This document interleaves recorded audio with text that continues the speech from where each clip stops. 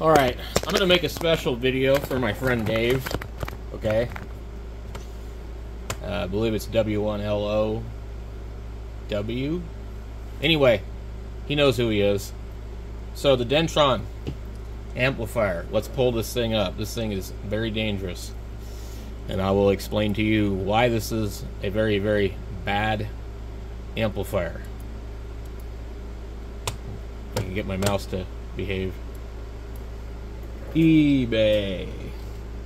And so I also want everybody else who doesn't know a lot about amplifiers to pay attention to this, okay?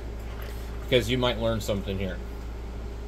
Okay, this is a dentron clipperton. If I can get in here. The dentron clipperton generally does not have a tuned input.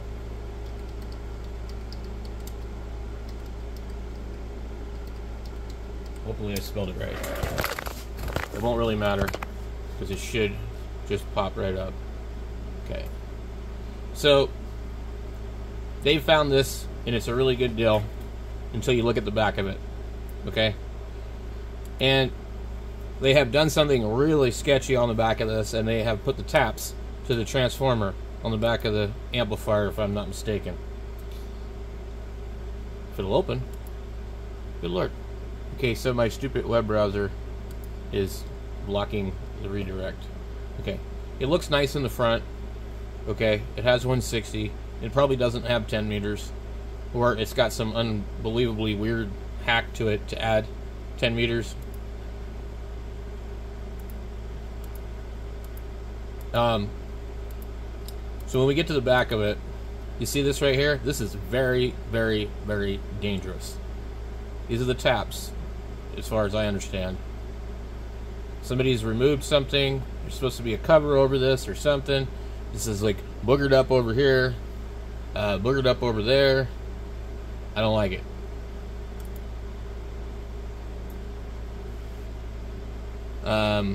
This weird stuff going on here. But either way, okay. And these are not new tubes. Penta Labs hasn't made tubes in I don't know how long.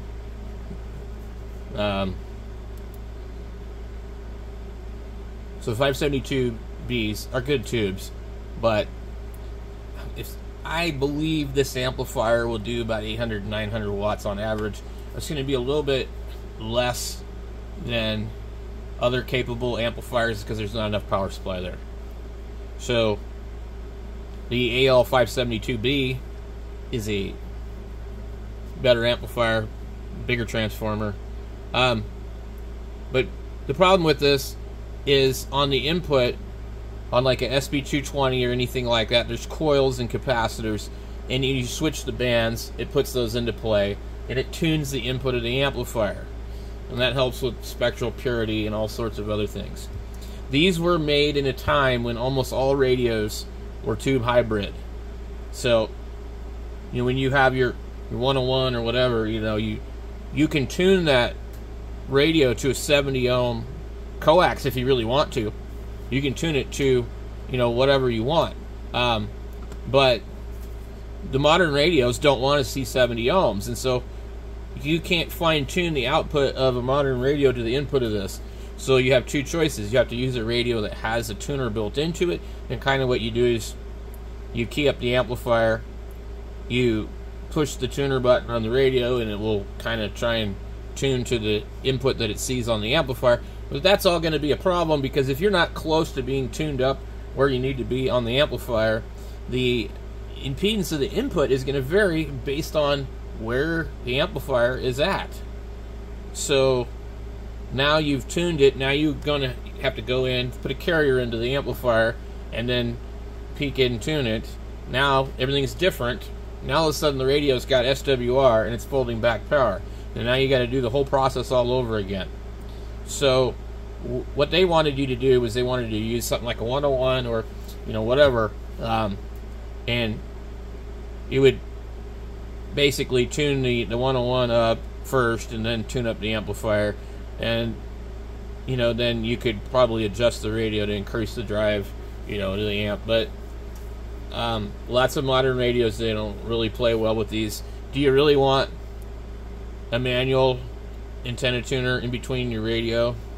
And that's so, like, if you're going to use your 10-tech, it doesn't have a tuner. It's solid state. It's not going to like this thing. You're going to need to put either some kind of automatic or manual antenna tuner. I almost bought one of these at the Ham Fest for $100, $125, not too long ago. It was taken apart. It was used for medical equipment. The guy had all the wrong tubes. He had boxes of 811 tubes. And they won't really work in this unless you keep it on CW. But it had, at one point in time, LDG made an automatic antenna tuner, and it could be wired up inside of here, and it would kind of automatically tune the input for the amp. But those were kind of problematic. So anyway, I don't like this thing, Dave. I'm sorry. I know it's probably a good deal, but for you, you need something that's going to be a little less confusing, you know, and I think there's some golden screwdriver activity inside of this thing, and I think you're just asking for trouble with this. And also, being the size and the weight of it, it might show up looking like a crumpled piece of tinfoil by the time it gets to your house. So my suggestion would be patient and wait and see when you can find an SB220 locally. You don't want to deal with the shipping on something that weighs 80 pounds with a transformer in it.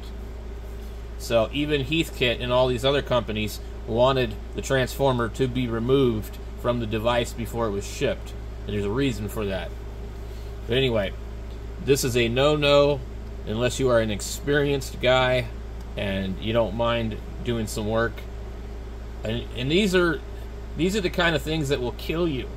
You work on these things. I don't know what Dentron had for safety measures, but you know, you take the cover off of this thing and you've got this thing on, but there's going to be somewhere around 2,000, 3,000 volts in this thing, you know, at like half an amp or whatever the hell it is. You know, it's going to kill you dead. And if it doesn't, it might blow your finger off or whatever, you know. I knew a guy that lost part of his finger. Yeah, I'm not a fan of these at all. I had a Dentron GLA 1000B. It was a nice little amp. It went through tubes. It used sweep tubes. But I just think any amp without a tuned input is really kind of asking for trouble. I wouldn't touch this thing for $300, to be honest with you. So, if you buy it, you may get it to work. It might be fine, or it might be the worst mistake you ever made. You know, I would avoid it. I'm sure the guy's a nice guy, but I didn't like some of the stuff that he was saying. He called it his venerable amplifier. Well, it was so venerable, then why are you selling it? And if you're afraid to key it up for more than a couple of seconds on a carrier at 1,000 watts, then you're not very trusting in this amplifier. So, I'll leave you with that note, and hopefully this helps.